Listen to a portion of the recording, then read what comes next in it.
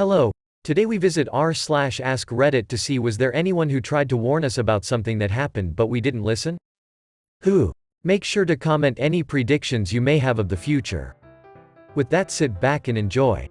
French General Ferdinand Foch reportedly called the Treaty of Versailles a 20-year armistice, i.e. not conducive to lasting peace. World War II broke out approximately 20 years later. Otto von Bismarck in the 1880s I believe said that when the Great European War came it would come out of some damn foolish thing in the Balkans. If I recall, the American president at the time was planning to fight hard against it and have it amended to be less harsh on the Germans, but ended up doing a 180 in France. Wilson had a stroke and was ineffective for the rest of his presidency. That is probably why the 180 happened. Without Wilson at 100%, France and England got the harsh treaty they asked for. Just imagine. A single health issue one person has potentially resulted in the death of millions of other people. Wait till you learn about Franz Ferdinand and World War I. Roger Boisjoli, engineer involved with the Space Shuttle program who warned his superiors for months prior to the Challenger disaster that launching in cold weather could cause the O-rings to fail. Care to guess what caused the Challenger disaster? I've heard that he refused to sign the launch orders for the doomed mission. Even told his wife the night before, "They're going to blow up the shuttle tomorrow." The weather that morning was unreal. It had been well below freezing overnight. There were literally icicles on the shuttle. Even a 24-hour postponement would have been enough. I saw him talking about it in This Day in History. The PR people in charge of NASA were adamant the launch go ahead because Reagan had a speech to give that night. Jesus Christ, people are so ducking stupid. Imagine not listening to an expert's recommendations because of a ducking president's speech. You might be confusing Boisjoli with Bob Ebeling, who told his wife, "It's going to blow up." At age 89, he told NPR, "I think that was one of the mistakes that God made. He shouldn't have picked me for the job. But next time I talk to him, I'm gonna ask him, why me? You picked a loser." Give the audio a listen at 2:21, it's heartbreaking. There were at least 5 different engineers that were trying to stop the launch. Those were 2 of them. It must be miserable to try to tell people about a problem and nobody listens, only for it to result in a major disaster later. Talk about an internalized sense of failure and constant grappling with the question of if you could have done more. Ignaz Semmelweis, often described as the father of handwashing. In the 1800s he discovered that infant maternal mortality could be drastically reduced by doctors washing their hands between patients. He was largely ignored and his book got absolutely slated. This is supposed to have contributed to him having a mental breakdown and he died in a psychiatric hospital. Not just between patients, between working on cadavers and delivering babies. How are kids in today's world supposed to grow strong immune systems if they're not immersed in rotting putrid flesh the moment they're pulled out of the womb?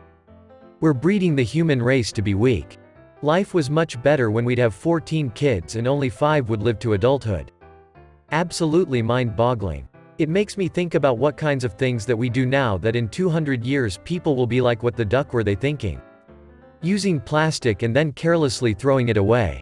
Making clothes with plastic. Turkish Airlines Flight 981 would never have happened if McDonnell Douglas and Convair had heeded Dan Applegate's warning about the cargo doors coming open during flight.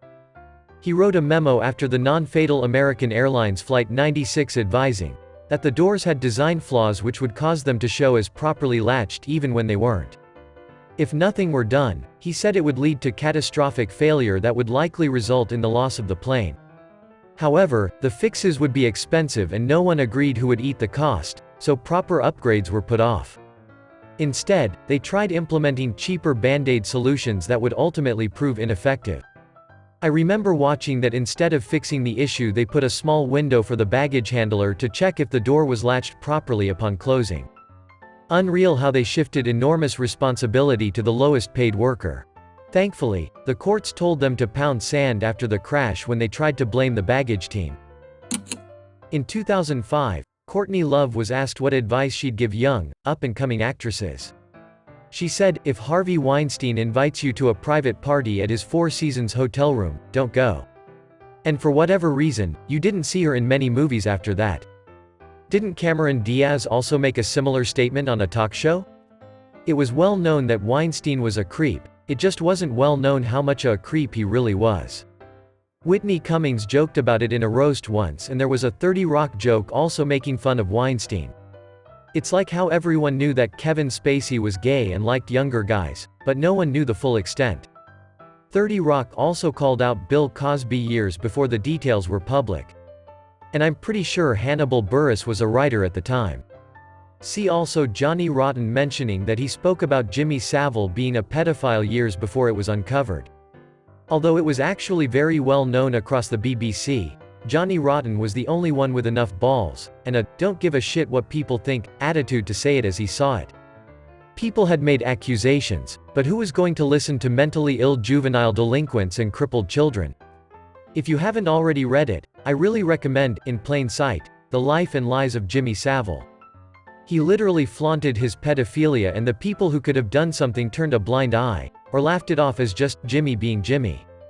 It's frightening how he got away with it all. A cunning, evil man. He was running a tax by proxy scheme with the government. Raising all that money for the children's homes and charities, getting people to empty their pockets so the government could carry on without raising tax. All they had to do is let Jimmy do the work and let him get away with whatever he wanted. Thatcher was in on it. Pearl Jam warned us about Ticketmaster years ago. Nobody listened, now we're stuck with them. And only them. The sad thing is, when I bought my ticket to see Pearl Jam at Hyde Park in July via Ticketmaster. I'm sure someone can explain this much better than I can, but I think Pearl Jam has something in their contract with Ticketmaster that makes it so scalpers can't buy their tickets. They couldn't change Ticketmaster as a whole, but they at least made things a little better for their own fans. Harry Markopolos. He figured out what Madoff was up to, and the SEC still blew him off for years, presumably because the proof he was presenting required math to understand. Harry's motivations really spoke to me. His boss said, "Hey, I need you to invent a financial product exactly like this one that this Madoff character is selling. He is taking a lot of our customers." Harry went on to use math to prove it was either one of two things. Front running, where if you are a market maker and you have a list of orders from your clients, you can sneak your orders in just before, since you know it will change the price right after.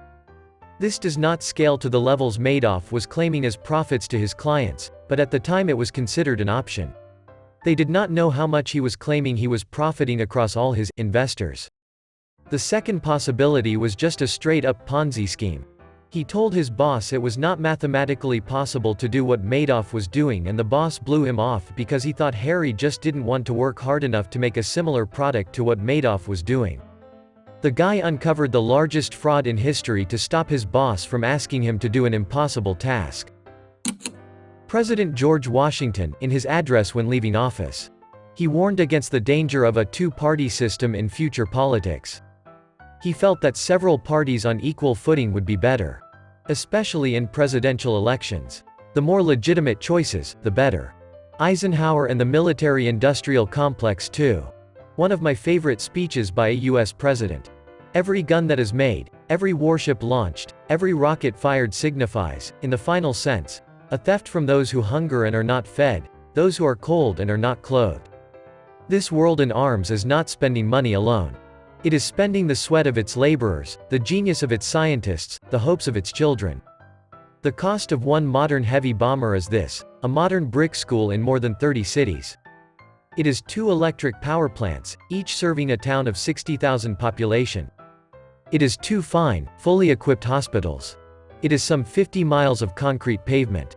We pay for a single fighter with 500,000 bushels of wheat. We pay for a single destroyer with new homes that could have housed more than 8,000 people. This is not a way of life at all, in any true sense.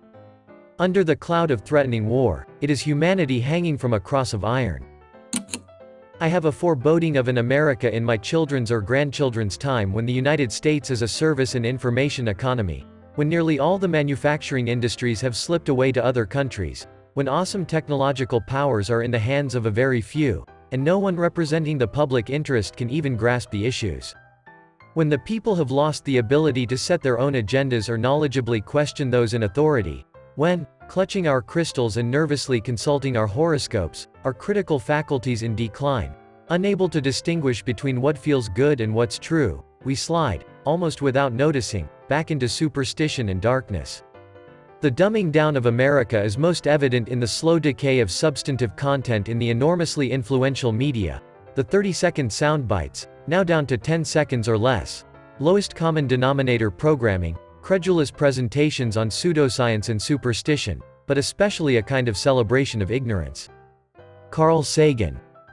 Gary Webb. He found ties linking them, the CIA to the crack epidemic that wasted inner cities in the 90s, and justified the war on drugs, while also destabilizing the Nicaraguan government.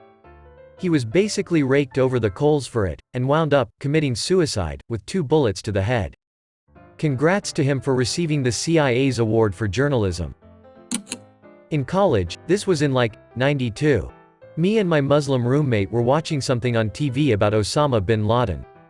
And he said, "This guy is determined to accomplish an attack on American soil. And it's going to happen in the next 10 years. At the time, I thought he was crazy. That would be a death sentence for anyone. I told him I'd give him all the money in my bank account if that ever happened. I was so sure. Yeah, we all should have been listening to the warning signs back then. Didn't US intelligence basically know it was coming but screw up with acting on it? Yes. Bush was warned at least 40 times prior to 9/11 that Al-Qaeda was planning an attack on US soil. Condoleezza Rice was the one who had to stand up and say, I believe the title of the memo was, Bin Laden Determined to Attack Within the US. If you ever think you're having a bad day, you're probably not having as bad of a day as Condi admitting that to the press. That must have just sucked. You should read the memo, it's declassified. It's a pretty vague document detailing that they are investigating 70 different leads with a 1-sentence line about a hijacking for ransom. Nobody expected planes to be used as missiles. Nikola Tesla. There was a book he wrote, a pamphlet really called The Problem of Increasing Human Energy, where he talked about slowing down the process of burning carbon until we understood it better. There were a few people around the end of the 19th, start of the 20th century who understood the huge amounts of CO2 we were emitting into the atmosphere was essentially a huge experiment, and the consequences could be severe. Svante Arrhenius is a famous example. Thank you for watching all the way until the end, and don't forget to like, subscribe, and comment any prediction you may have of the future. Click the video above if you want to continue to watch my content. Until next time.